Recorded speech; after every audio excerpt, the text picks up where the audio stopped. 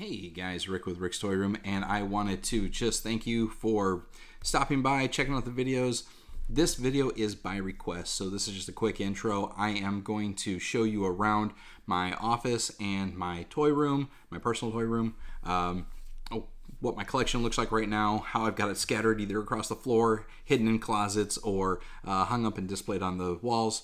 Hope you enjoy the videos. I'm going to post some links of my old collection that I had before I moved to Florida and liquidated, and show you how I used to do things, and as my collection grows back to its almost epic proportions. So enjoy the next video. Thanks, guys. Hey guys, so I am going to shoot a quick video showing my personal collection, some of the inventory, behind the scenes on where I get everything done for the store and eBay. This was by request from one of my subscribers, so I appreciate the love, and would love to show you guys around how I get things done and how I've got things set up. So let's do it, shall we? This is my home office. So this is where I do most of my filming for my videos. I do all my packing, shipping, and listing on eBay and on the store. I've got my desk, my dual monitor setup, laptop dock, my mic boom, extra light, the printer, some books for light reading, some displays. Right now down here, I've got some packing materials out from all the stuff that I've been selling, all the jumbo leftover Sentinels I've still got for sale, the Stan Lee exclusives. I've got myself a nice wall-mounted TV for when I'm either working out or if I'm working from home, want to watch the news, whatever I'm doing. My whiteboard for scribbling stuff for the office, taking notes, as well as keeping checklist of Funkos. That right there is the G.I. Joe core line of Funkos. The only thing I'm missing is the Bait Cobra Commander. I've got my autograph wall. So this is my Boondock Saints dual autograph, Norman Reedus and Sean Flannery. Me and Norman Reedus at Fandemic in Houston a few years back. Then I've got my Lost Boys autograph with Rufio. He was really cool. I posted things on Facebook about that interaction at the Tampa Bay Comic-Con last year. While at San Diego? Yeah, San Diego Comic-Con, the second time that I went, Mark Hamill was there. I got Mark Hamill's autograph for Star Wars Celebration Part 2 back in Indianapolis. I got a stack of Carrie Fisher autographs. Those were really, really fun. I've got my Ninja Turtle set started right now. So a few months ago, Ken Scott, who played Raphael in TMNT 1, and April O'Neil was in town, Judith Hoig. So I got their autographs the same day. I missed Leonardo the week after. I was really busy, couldn't get out there, but I'm gonna get Leonardo and Donatello. I'm gonna send this out and be authenticated with PSA to get signed, sealed, delivered. Martin Kaleba, met him at C2E2 one of the years. This is the Comic Book Men autograph set that I got from the Kevin Smith and Jason Mewes and Secret Stash Whatnot that they did. They did like an 8-hour long Whatnot, bunch of autographs, so I bought that from there. My bay window view of my front yard of the neighborhood. Let's see what we got going on over here. More autographs. So I've got the my Snake Eyes autograph by Ray Park. He also played Darth Maul in Star Wars Episode 1. I've got the Carrie Fisher holograph for R2-D2 with Princess Leia holograph figure. This was going to be a dual autograph with Carrie Fisher and Kenny Baker. However, unfortunately, I never did get back to another con with Kenny Baker. Rest in peace, my brother. We've got my Laughlin Hot Wheels, Alex Laughlin. This is signed from the Alex Laughlin collection and his race gear. You can buy those still online. I don't remember where I got this signed turtle print, but picked it up at one of the Comic-Cons. It was just looking really cool, so I put it up on the wall. This is my Hailstorm signed autograph Back from the Dead, a limited edition CD set, still sealed. Lizzie Hale and group signed that. I've got Nolan North's autograph. He played one of the voice characters in Uncharted. That was Sully. No, not Sully. That was Nathan. He played Nathan Drake in Uncharted. So I got his autograph. He was here at Tampa not too long ago. This is an exclusive Norman Reedus designed Zippo. This was exclusive for the Fandemic Comic-Con in Houston that I went to. You can't really see it in this photo, but it's right there. Anthony Daniels actually signed C-3PO. I met him at one of the, I think that was actually C2E2 as well. Then I've got some loose G.I. Joes out here. I opened up an Alley Viper from the Classified series, my Jurassic Park Funkos, some Jada, the Jada Cobra Stinger. This here is my Oakley display case filled with most of my Oakleys and my Citizen Watch. I got this from one of the stores that were closing, picked it up off eBay. Pretty cheap actually, considering. I don't crack open my toys, as you can tell, but I did have to open the Gargoyles. I love this set. I love the cartoon. It was really cool to have these loose. I'm missing two. I'll probably go back and get a whole nother set completely sealed.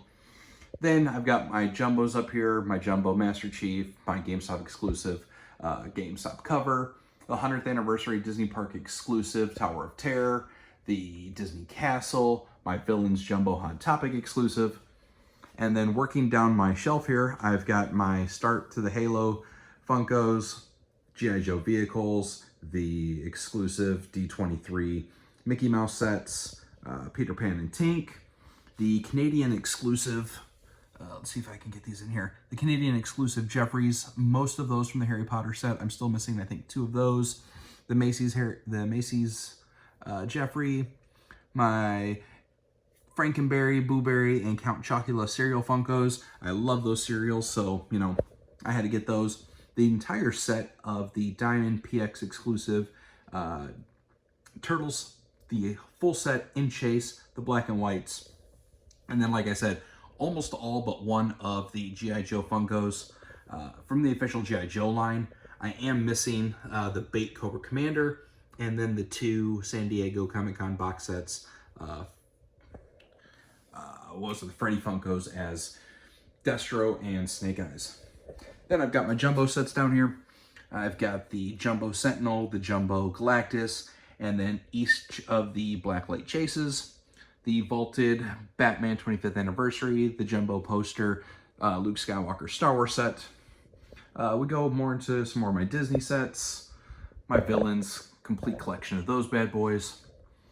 Then we've got my D23 membership, the exclusive pins, the membership placard, the D23 exclusive poster. My cousin picked that up for me when he was in California. I did not get tickets to the event that's going to be here in Orlando. I'm really bummed. They sold out super quick. Then we've got my comic covers, Stan the Man, the Justice League with NFT, Amazing Spider-Man, Moon Knight, the Chase AAA Superman that you guys hopefully saw me unbox, my comic collection, Summer Comic Con Gambit. He is one of my favorite X-Men. My board game Funkos. I'm a huge board game fan. My Contras. If you don't have these, I don't know what to tell you. You're not really a gamer. The Disney Funko. These are the Make-A-Wish. This is the complete set. A friend of mine helped me finish this bad boy. She got me the last couple that I needed for Christmas, so that was awesome. The Funko Darkwing Duck. All but one of the 2 Slurpee sets. So I'm missing one from Series 1, and then I have all 4 of the Slurpees. Those are 7-Eleven exclusives. We've got the Michael Jordan. This was the Upper Deck vaulted Michael Jordan Funko Pop exclusive. They basically graded them without a grade, put them in a hard acrylic, offered to let you vault them, or they would ship it. I wanted mine shipped. The eBay Jordan, the Hollywood Funko Store exclusive Gold Moon Man. Then you got my girl Mariah. Hey, what can I say? We all have our vices. My Icy, it really does smell like Icy. And then my Kevin Smith movies from the Clerks movie set. Walgreens glow-in-the-dark Frankenstein, the electronic Batman, the GameStop Transformer. This came from the Transformer G.I. Joe crossover Funko box sets that they did. And then the art series Scooby-Doo. I'm a big Scooby fan as well. These are the leftover Funkos from that really crappy Christmas box. I think the Christmas Freddy's in there. My GameStop exclusive Midnight Suns. And then my Hush Batman's back there. And I've got one of the NFT Transformers that I never sold on eBay. Then we have more inventory of Galactuses, the Popeye sets, tons of pop shields. I use them for both protecting the Funkos that I send out, etc. Then in this closet, you've seen it in my videos plenty of times, but this is the inventory closet.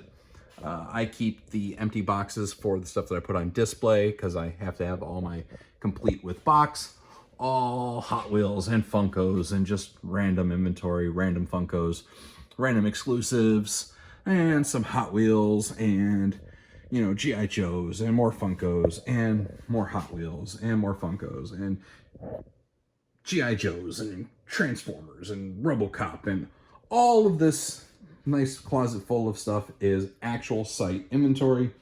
And then we have more jumbo pops. This is the Snow White theatrical movie poster. I've got a stack of stuff going for a buddy of mine's invoice. Got my Halo helmet down there. So that Halo helmet is going to be signed. It was GameStop exclusive.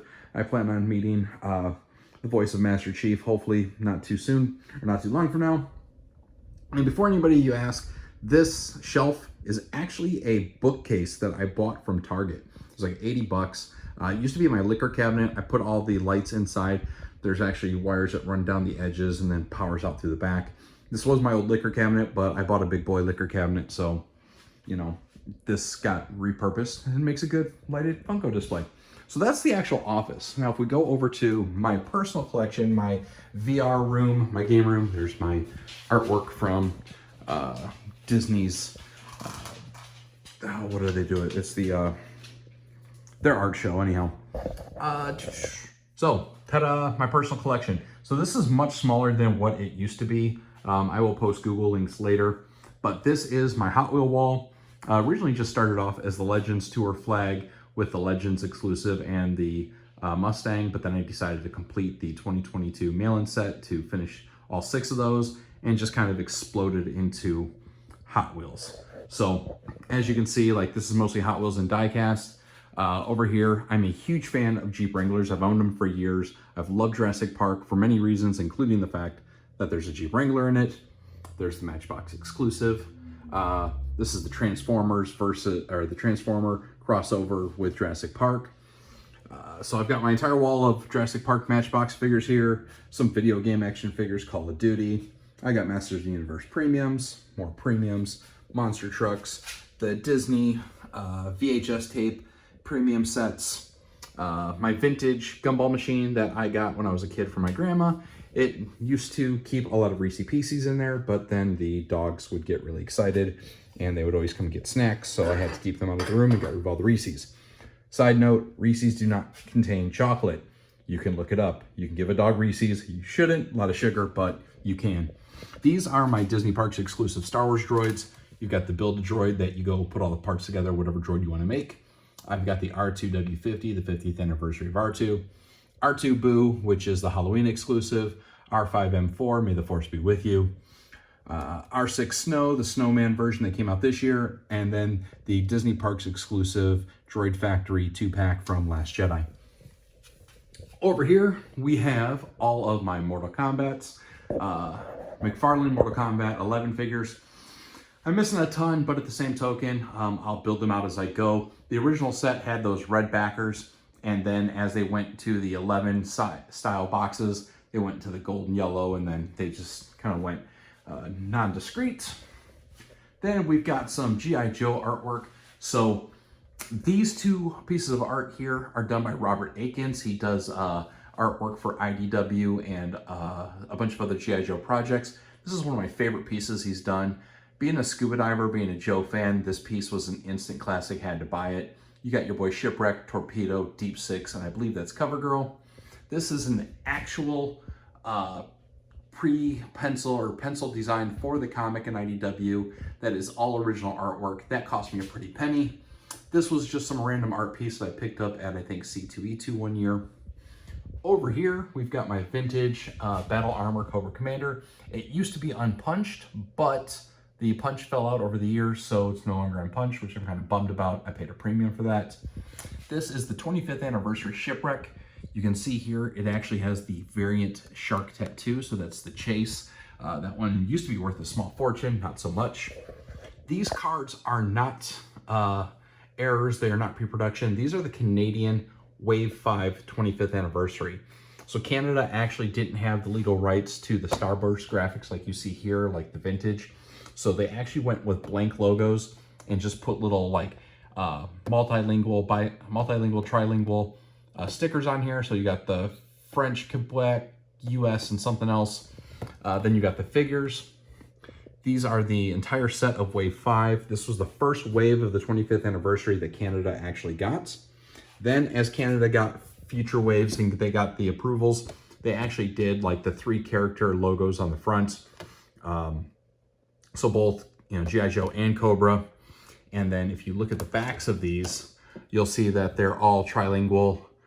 Actually, I think this one's bilingual. No, let's try. There's Spanish, French, and then English, the characters. I've always had a affinity for the international cards, being that I've gone overseas so many times. You know, it's just kind of like, it reminds me of being a kid, always finding stuff that you don't get in the US.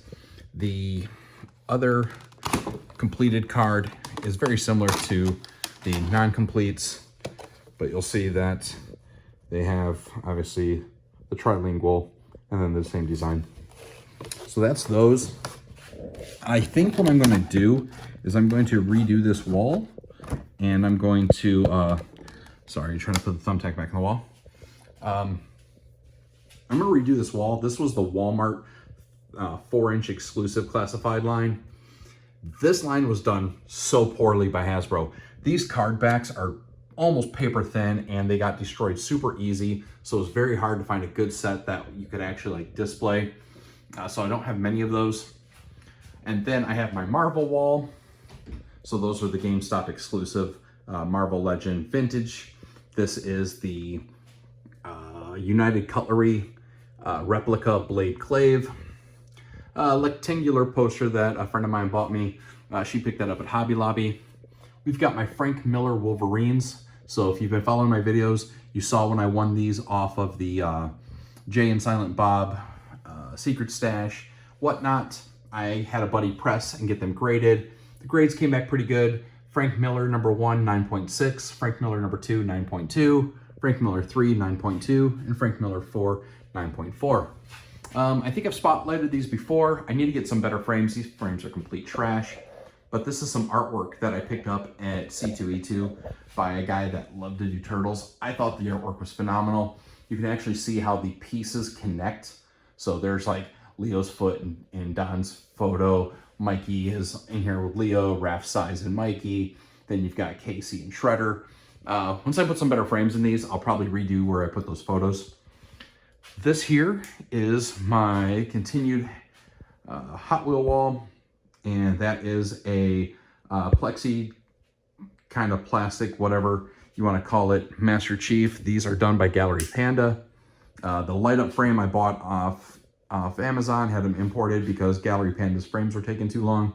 But there's my Halo Premiums and my Halo Warthogs. I absolutely love the Warthog. It reminds me of the Jeep. And then obviously all the different variations. Halo being one of my favorite Xbox franchises. Down here is all the pile of stuff I haven't figured out where I'm going to put or just haven't been too lazy to put up. But you've got more Transformer crossovers. That's with the X-Jet, you know, some 007 premiums, Masters of the Universe, new for 20 lines, the 40th anniversary of He-Man, the treasure hunts that I showed before, my collector's editions, God of War, some, you know, Redline, Back to the Future, monster trucks, some final runs, another Lego helmet. I got that from a friend for Christmas. My Hallmark ornaments, I do collect those as well. I think this wall, so originally there was another arcade machine here. So if you saw it when I first came in, I've got a Street Fighter II Championship. This is actually modded to have the Hyper Fighting ROMs. This is in an old Atari, I believe it is a Joust cabinet. This is the first arcade machine I ever bought. My ex-wife actually bought it for me when I was at work one day. Got a real good deal on them. You can't touch a machine like this, even in this modified crappy cabinet, for less than probably $600-700. So, Street Fighter II, my favorite fighting game of all time, my personal favorite. Like I said, that's got Championship, and Hyper Fighting. Use the same ROM, same boards. So I replaced the ROM, sped the game up. Let's see. Then you've got some of my video game collection. Oh, as I was saying, this used to have a Street Fighter 2 Turbo here, but I sold it. Then I had a Mortal Kombat, sold it. I don't know if I'm going to put the Transformers up here and then move the Marvel over and then do all the G.I. Joe classified. I haven't decided. As for gaming, we've got my PS5, the PSVR 2, Collector's Edition of Horizon Forbidden West, PS4, PS5, VR1, VR2s, all the minis, so the SNES Mini, which is modded to do SNES and NES, the PlayStation Mini that has been modded, the Game & Color Legend of Zelda, because every Zelda fan has to have this, some Collector's Edition Hitman sets, the Scorpion Mortal Kombat 10, the VR2, the VR1, the Genesis Mini that's modded, the the Hot Wheels Unleashed PS5 exclusive with exclusive Hot Wheel, Turtles Cowabunga Edition, my Switch OLED, the GameStop Kadokus, Days Gone Collector Set, Horizon Collector Set, more Kadokus, Tadakus, and then the Call of Duty, the Zombie Chest exclusive. I've got some movie theater popcorn buckets there. I've got Top Gun popcorn buckets back here. There is the Street Fighter 2 Anniversary Classic IM 8-bit Special Edition re-release. This one's limited edition of 5,500. These came in a red or a Chase Blanca green. So I bought two of these. Those were your limit. The first one I opened was red. I decided I don't want to know. So I don't want to know what's in the box. Could be the Chase, could be the regular red. Back to the Hot Wheel wall a second. So again, a friend hooked me up with this Pac-Man lenticular sign.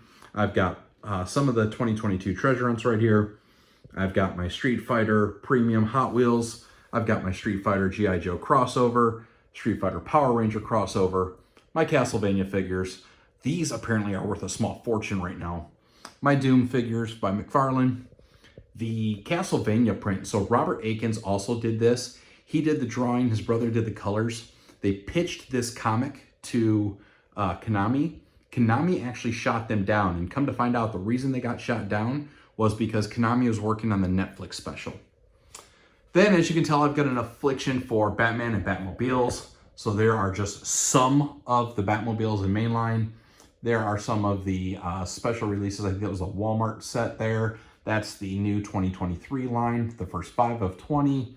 You've got more Batman premiums. You've got another Batman Walmart set, and then my 66 Batmobiles. I actually have these organized by essentially year. So you got your 66s, your 66s, 66 tuned, your 89s, and then you've got like how they came out from 89 after like the Batwings from the comics, or sorry, from the cartoons, the cartoon Batmobile, Arkham Asylums, Brave and the Bold, forgot what Batman cartoon that was, Arkham Asylum, and then the new Batman movie. And these are all variant. There is a variant. Not a single one of these are actual duplicates.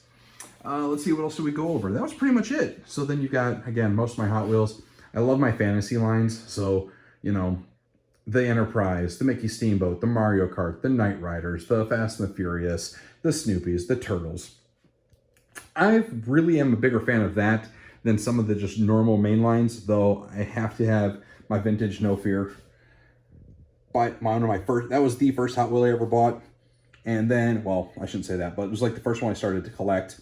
I was a huge No Fear nerd in school. All my exotics, the classics, you know. So there's that. The premiums, the X-Jets, they were too big to fit in a regular case, so they went into premiums. And then the exotics. I am kind of a fan of some nice exotics. Then back through here is where, well, all the horror begins. So in here is the overflow. These are, I'm going to move the gumball machine. So this is literally just overflow and stuff I haven't had time to put shelves up for. So most of the classified line, I'm missing like the first, I've got 1 through 5 or 1 through 6. And then I'm missing like 7 through probably like 30. And then I've got everything since. More collector edition boxes, Kingdom Hearts exclusive GameStop statue, my Xbox Series X case, because I have to have, you know, complete with box.